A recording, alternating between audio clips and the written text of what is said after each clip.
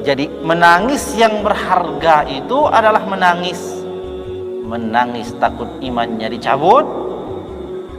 Takut yang berharga itu adalah takut imannya dicabut. Dan tidak ada yang memiliki rasa takut yang sejati itu selain daripada orang yang benar-benar imannya itu kokoh kuat kepada Allah Subhanahu wa ta'ala. Adapun kita, mungkin rasa takut kita kepada Allah baru sampai pada lisan, tapi belum bisa menggetarkan jiwa kita.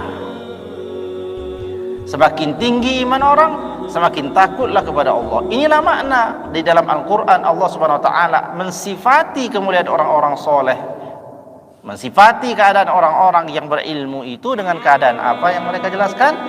Innama yakhshallaha min ibadihil ulama. Hanya saja yang takut kepada Allah itu hanyalah ulama. Karena ulama itulah yang mengetahui hakikat yang mesti ditakuti itu apa, hakikat yang bisa menyebabkan tangisan itu apa. Ternyata tangisannya orang-orang soleh terdahulu yang mereka sedihkan adalah jangan sampai ma'rifatnya kepada Allah menjadi hilang.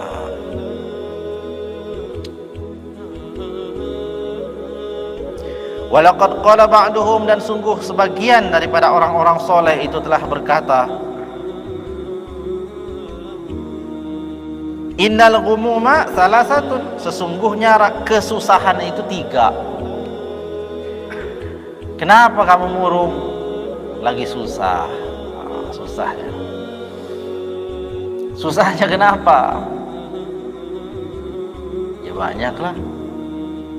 Daftar ini gak terima, itu kan susah. Susah, ya betul itu susah.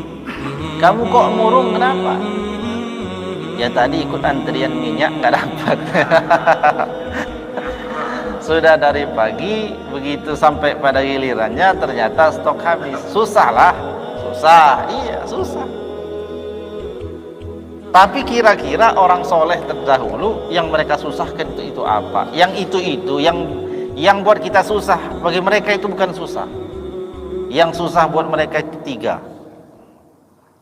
Apa yang dikatakan? Innal ghumuma salasatun, sesungguhnya rasa susah, kesedihan, ketakutan, kekhawatiran itu ada pada 3 hal. Yang pertama adalah ghammut ta'ati alla tuqbala. Susah itu memikirkan jangan-jangan amal baiknya enggak diterima. Itu susah. Nah kita ini kira-kira pernah nggak rasa susah ini? Susah yang ini, susah coba kita agak tinggi dikit lagi susahnya. Jangan susah karena nggak dapat minyak itu. Kalau keluar masjid nggak apa-apa lah, itu susahnya. Tapi ketika kita di masjid ini, kita agak-agak serius dan mikirin akhirat itu. Susah yang pertama adalah jangan sampai amal baiknya tidak diterima. Nauzubillahi min dzalik. Amal baik orang, katakanlah mulai daripada dia balik, laki-laki ketika dia genap usianya 15 tahun atau dia telah mengalami yang namanya ihtilam, anggaplah dari situ dihitung. Daripada usia tersebut ia melakukan kebaikan yang wajib dia kerjakan semua, yang sunnah-sunnah dia juga berusaha mengerjakan. Kadang-kadang dia bersedekah, kadang-kadang dia berpuasa sunnah, ya.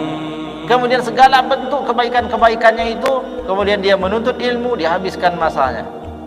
Lalu amal tersebut tidak diterima. Memikirkan jangan sampai kebaikan itu tidak diterima, itulah yang susah. Maknanya itu susahlah hati, gundah, takut, khawatir, jangan-jangan kebaikannya tidak diterima. Nanti pulang coba belajar susah 3 ini.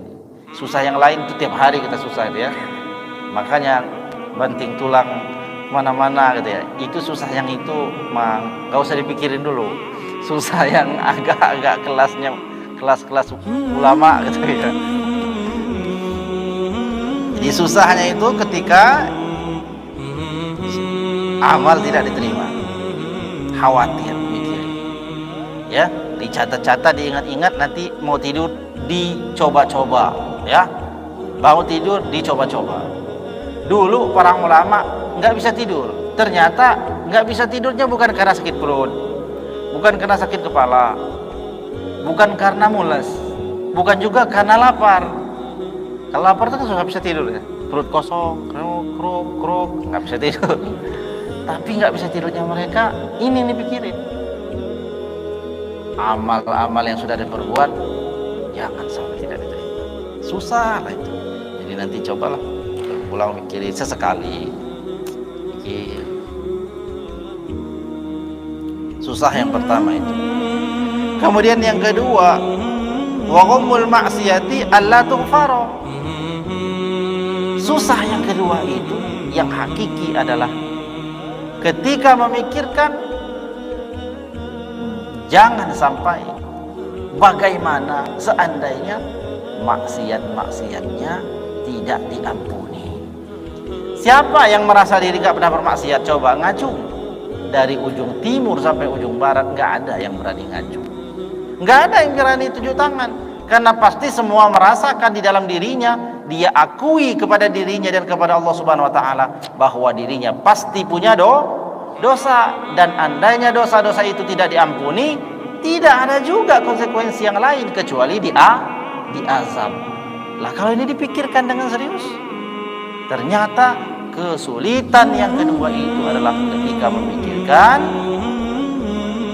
apakah maksiat diampuni oleh Allah atau tidak. Semoga Allah SWT mengampuni semua dosa-dosa kita.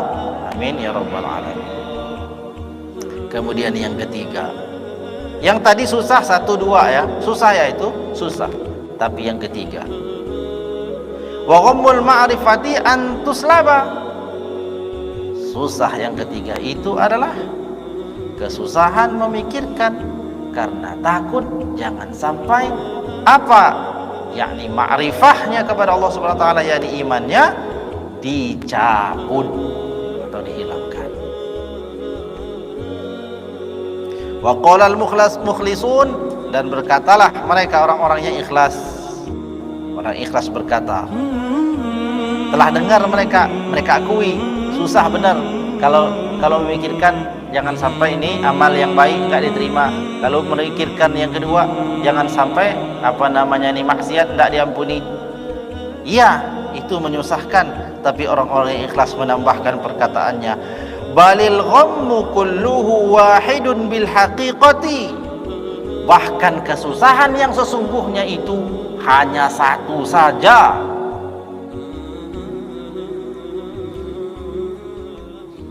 Wahwa ghammul ma'rifah, dan ia adalah rasa sedih atau rasa takut hanya pada satu titik, yakni ma'rifah. Takut ma'rifah atau keislamannya dihilangkan oleh Allah Subhanahu wa taala. Kenapa? Wa kullu ghammin dunahu jalalun idlahu inqidha'u. Kenapa yang ditakuti? Pada hakikatnya itu satulah yang membuat kesusahan hati orang-orang soleh, hanya satu, yakni dicabutnya Islam dari dalam hati mereka. Kenapa? Karena semua kesulitan selain itu meskipun diazab tidak kekal. Tapi kalau yang namanya ditakuti yang satu tadi, yakni dicabutnya Islam atau dicabutnya iman, dicabutnya ma'rifah dari dalam hati, itu menandakan imannya habis, dan habisnya iman orang itu menyebabkan dia diazab kekal di dalam neraka. Bayang-bayangkan ini, beginilah orang-orang terdahulu, beginilah orang-orang soleh itu menjaga iman dan menghargai iman itu. Sehingga semua upaya yang bisa mereka lakukan demi menjaga iman itu tetap ada di hati mereka. Kusut imannya diperbaharui,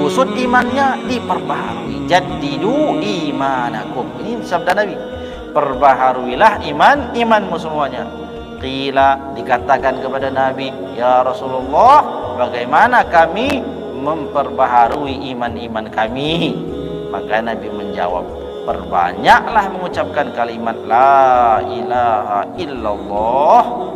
Itulah cara memperbaharui iman. Lain cara memperbarui iman, yakni dengan memperbanyak ucapan la ilaha illallah.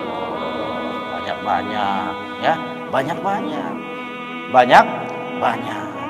Ada ulama menganjurkan sehari 100, ada 1000 dan lain-lain, ya. Jadi enggak bid'ah.